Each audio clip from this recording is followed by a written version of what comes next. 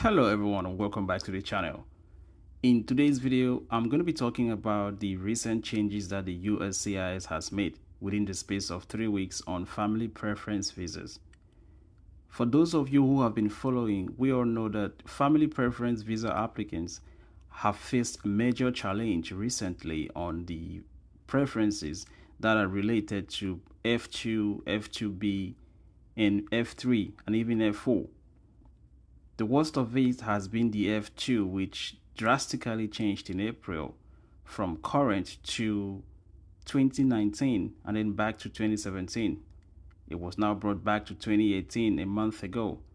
If you follow the visa bulletin, you would realize that F2A visa categories, visa applicants have had a major problem trying to bring in their family members.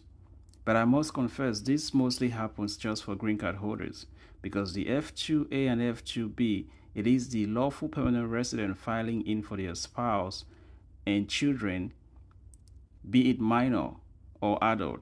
Now, F2A is specifically for a minor child and a spouse, while F2B is for an adult child. In this video, I'm going to be showing you the changes that has been made in certain USCIS processing centers.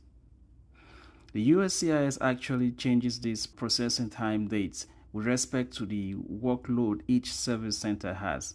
And apparently, it is showing that the service centers have had a lot of work recently, and that has probably increased processing times for most visa categories, especially the F2A. You would like to also know that the F2A doesn't only suffer the long processing times at the USCIS, but as well as the NVC, which also goes down to the foreign states of chargeability, which are the embassies. At this time, there are thousands of visas staying at US embassies in foreign countries which have not been issued yet because of the recent backlog that happened in April 2023.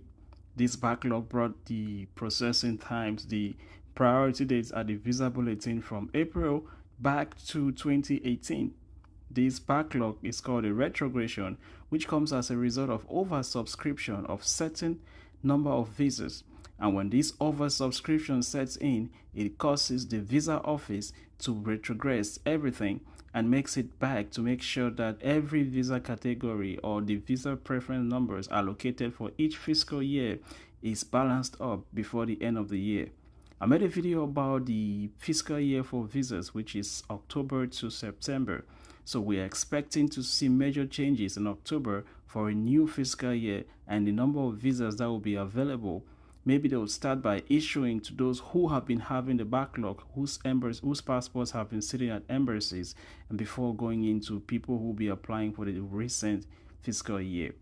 Now let's come back to the major purpose of this video.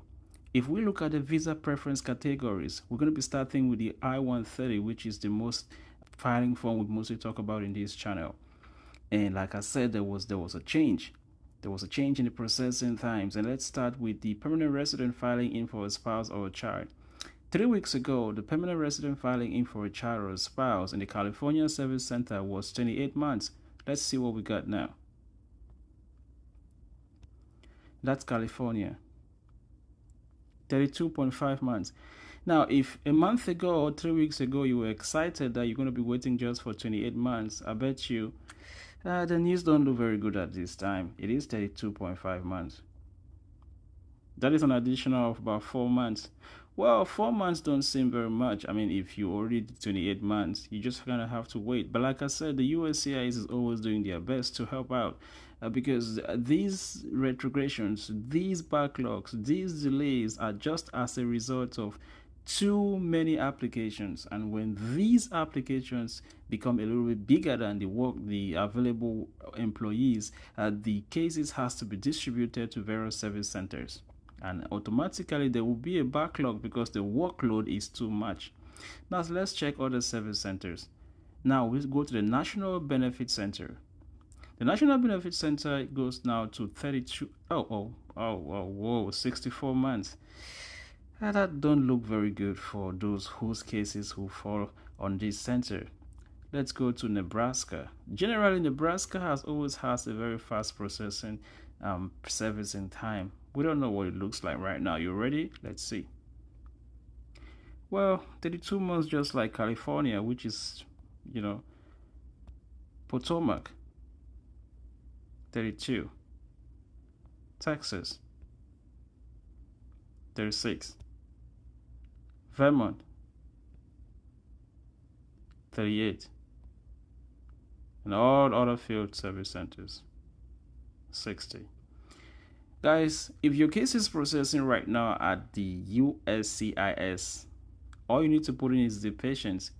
Immigration to the United States of America is governed by the Immigration National Act, which specifies the availability due to priority date, and the visa numbers are given out according to priority date. With respect to the number of visa available and the workload, visas could be more than available or it could be less.